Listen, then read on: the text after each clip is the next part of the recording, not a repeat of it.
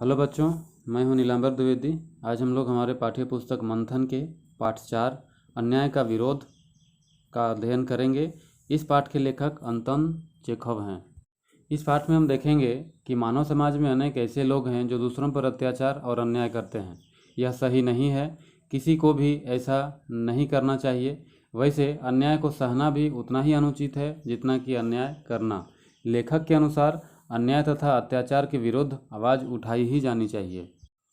लेखक ने अपने बच्चों की संरक्षिका जूलिया को सबक सिखाने के लिए एक योजना बनाई। उसी योजना के तहत जूलिया को लेखक अपने कमरे में बुलाकर कहता है कि मैं तुम्हारे तनख्वाह का हिसाब करना चाहता हूँ।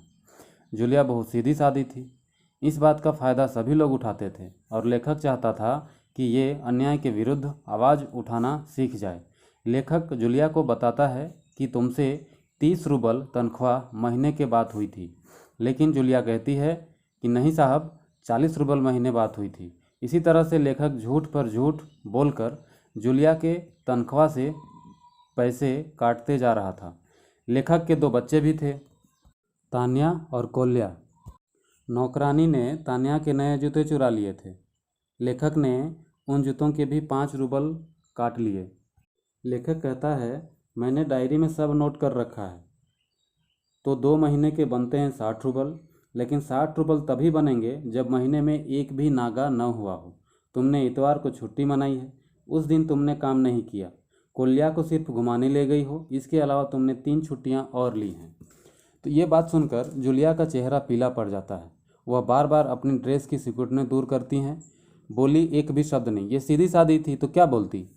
हाँ, तो 9 इतवार और 3 छुट्टियां यानी 12 दिन काम नहीं हुआ। लेखक कहता है मतलब यह कि तुम्हारे 12 रूबल कट गए।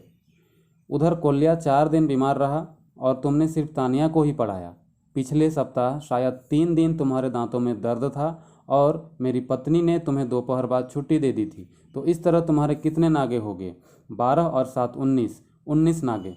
हाँ तो भाई घटाओ 60 में से 19। लेखक अब यहाँ पर इसके पैसे काटने के लिए झूठ पर झूठ बोले जा रहा है।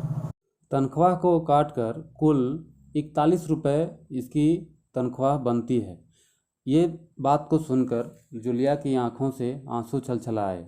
उसने धीरे से खांसा, उसके बाद अपनी नाक पोंछी, लेकिन उसके मुंह से एक भी शब्द नहीं निकला।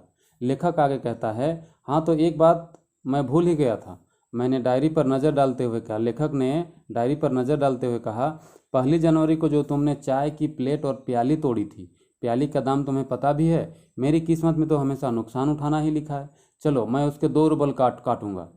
अब देखो, तुम्हें अपने काम पर ध्यान देना चाहिए। उस दिन तुमने ध्यान नहीं रखा और तुम्हारी नज़र बचाकर कोल्या पेड़ पर चढ़ गया और वहाँ खरोंच से उसकी जैकेट फट गई। उसकी भरपाई कौन करेगा?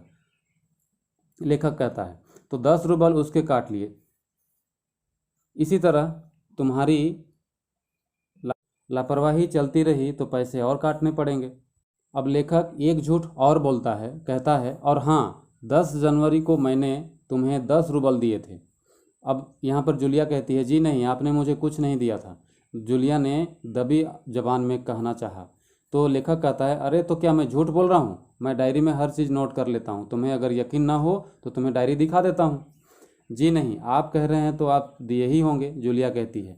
तब लेखक कहता है, दिए ही होंगे नहीं, दिए हैं, कठोर स्वर में लेखक कहते हैं। तो ठीक है, अब घटाओ 27 41 में से बचे 14। क्यों, हिसाब ठीक है ना? अब यहाँ पर 14 रूबल बच गए हैं। अभी और कटेगा। उसकी आंखें आंसुओं से भर उठीं। उसके पूरे शरीर पर पसीना छलछला आया। उसकी आवाज़ कांपने लगी। वह धीरे से बोली, मुझे अभी तक एक ही बार कुछ पैसे मिले थे और वो भी आपकी पत्नी ने दी थी। सिर्फ 3 रूबल, उससे ज़्यादा नहीं। अब ये 3 रूबल भी काटा जाएगा, मतलब 14 में 3 घटाएंगे तो 11 रूबल ही इसके पास बच जाएंगे, जूलिया के पास। और जब लेखक 11 रूबल जूलिया को देता है तो जूलिया कहती है, धन्यवाद।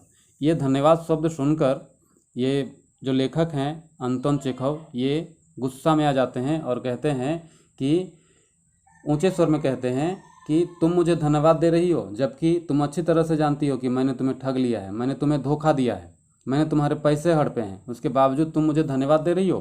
तब यहाँ पर जूलिया कहती है, जी हाँ, आप कुछ तो दे रहे हैं। मैंने इस आपसे पहले जहाँ भी काम किया है वहाँ मुझे किसी ने एक भी पैसा नहीं दिया। अब अंत में लेखक एक सीख देते हैं, कहते हैं, जूलिया, मुझे इस बात के लिए माफ़ कर देना कि मैंने तुम्हारे साथ एक छोटा सा क्रूर मजाक किया है, पर मैं तुम्हें सबक सिखाना चाहता था। देखो जूलिया, मैं तुम्हारा एक भी पैसा नहीं मारूंगा।